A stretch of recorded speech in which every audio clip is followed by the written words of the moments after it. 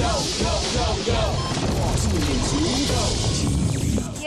hello, back to the show. You are still tuned into YOTV, and we are still talking about the field of science and technology and African women and how do they find their way in it. Yeah. So before we went to the ad break, Marvel said something about there's no such thing as gender inequality in this career field. But I want to ask you, Teresa, going into this career where you know it's male dominated, was there some sort of inadequacy, or did you feel like you're going to get discriminated, or what were the dynamics and how did you feel going into it? I think everything starts when you're still at school. So what's important is you need to know exactly what is it that you want, and with the type of character that I have, what's important is, to me, it had nothing to do with gender. I just wanted to be successful, and I just wanted to be different. I just wanted to do something that other people find intimidating. It doesn't mean I was good. It doesn't mean I was good in maths and science, people. It doesn't mean that. What's important is hard work. I knew what I wanted to do from when I was still at school. What I had to do was just to make sure I worked very hard. It's not easy. Nothing is easy. Even going into music or anything, it's hard work. It's not easy. So we need to remove this whole cliche and all this stigma that's attached to science and engineering that is difficult. It's not. Yeah, it's just a matter of applying yourself and working hard. But let's actually talk about the titles that you guys have. So what exactly do you do? On my side, I work with gas and explosion. And in this case, we work with pipeline gas. It's one of the energy sources that we supply at Sasol, apart from your petrol and your liquid fuels. So in this case, we use the pipeline gas that we supply to all industrial customers that are using it for different applications. And if you look around in the studio, chances are one of the things here, they were produced by using gas, because we're using that as an energy source. Nice, okay. And then you, Marvel? I'm a geophysicist, but in Sasol, we work as geoscientists. What I do, I provide her with the gas that she needs to put up to the market.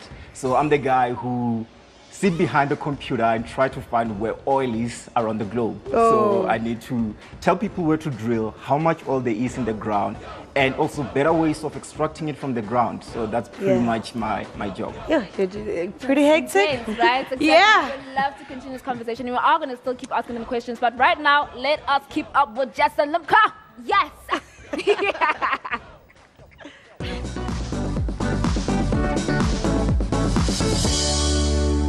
Welcome back to South Africa's Bluest Couch, where we are talking about women in science, and we're also tackling all the fear that comes with studying such an amazing, diverse subject. On the couch with me, we have Diane Wilcox, who is from the University of the Witwatersrand. Choot choot!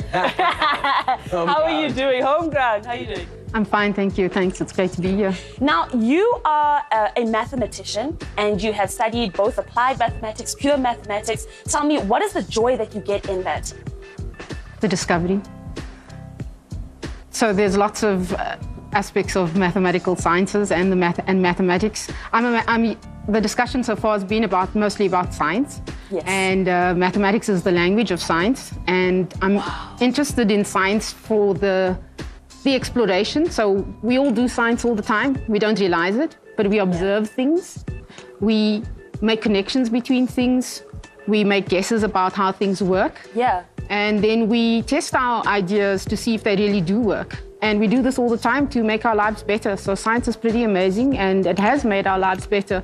Yeah. We sit on a nice blue couch today very comfortably thanks to many contributions from science. So and you said something that really resonated with me. You said mathematics is the language of science. So then what is science then? As I said, science is about observation and trying to understand the world that we live in, and repeating again, we do it really to make our lives better and to understand the world that we live in. We have this insatiable desire to understand our existence, and science is a big part of that. Yes. As a mathematician, we get to participate in science because mathematics is the language of science. Everything we do and see around us, when we try to make our guesses about how things work so that we can understand the future better, we often translate that into simplified ideas which get written down in mathematical language. Yeah. So complex systems can be described using mathematics as a language. Yeah. Tell me, what do you think is the main reason why a lot of girls are afraid of going into science as a career? That's a very complex topic.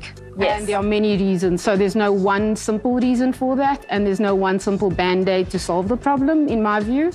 But one of the basic reasons is that we get taught, we get encouraged to accept things and to learn how things are from a very early age and get discouraged from questioning too much. So the school system is big and complex, and there's a lot of work to get done, and classrooms can get noisy, and there's work to be covered. And so sometimes the emphasis, even at home, is about knowing things, about learning things. This is how it is, and this is how you should learn it.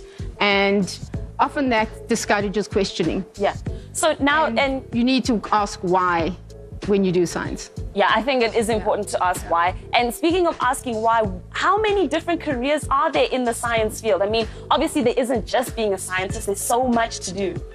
There are so many careers in science. In a city like Johannesburg, as you see urban development, we are generating new jobs that require scientific expertise all the time. And just about everything that we see around us in our modern existence involves scientific expertise, from film equipment. These days we can download films onto our cameras. That involves very interesting and complicated data compression and communication of data along wires. And that's expertise that is there and that gets improved all the time. So science is not just about doing things once we figured out how to do it, but it's also about improving things all the time. So we can download movies faster and faster, we can send text messages faster and faster. So there's applications of science everywhere, from the kitchen to the computer. Diane, I'm very curious. I want to know, how do we as young people cultivate a culture where we're not intimidated by science, we're not scared to take it in high school as a subject as well as in tertiary? That's a good question, and clearly there is some need for intervention. So yes, it is intimidating, and scientific ideas can be difficult. It can be difficult to understand why certain laws might hold, because in the physical sciences there are laws. But it's about perseverance, really sticking it through and learning the discipline to sit and work and think about things for a longer period of time. We get a lot of our day-to-day lives now is about things being quick and ready at our hands. So even like back with the example with communication, we can text and Google anything very quickly, and we can watch TV and we can buy things. And it's all very quick. But when it comes to doing engaging in scientific exploration, it also involves sitting down and thinking carefully, slowly, in a disciplined way. And that takes some skill, it takes development, and it's skill that one can develop. Well, there's so much more to talk about in the world of science, especially women in science. And please do remember, you can stay in contact with us on the show by tweeting us and getting in touch with us on Facebook. We will be right back after this. Thank you so much, Lumka and Jess. We are really learning a lot. If you just joined us right now, guys, today we are talking about Africans in the world of science and technology. And right now, we still have Teresa as well as Marvel from Sasol. And I want to know, Teresa, as a woman, do you think that at work you are offered the same opportunities that the guys get? Honestly speaking, like for real though. For real. Even though you're trying to be like, for real. I got this. I think for a woman, you really need to be 110% better than a guy. And again, unfortunately, it's a mindset. It's there. They just look at you. You just need to prove yourself. Yes. So in life, that's how it is. And in a workplace, and more especially in a corporate world, that's exactly what you need to do. You need to give it to all 110%. Do you feel it's the need that you need to prove yourself, or you just literally wanna be a better person? If you want to succeed, and you want to be that person, that go-to person, the one that knows everything about the work that they're doing, you better be 110%. Okay. But if you want to mingle and be hovering around with everyone else, then you might as well do that. But if you want to get forward in your career, you need to give it your all. Step up. So basically, you are saying as a woman, you must work 10 times better. I think than, it's just than in the male general. counterpart. If you want to be a successful person, just work hard. Like right now, we are working so hard to get to this ad break. So let's go. Let's go.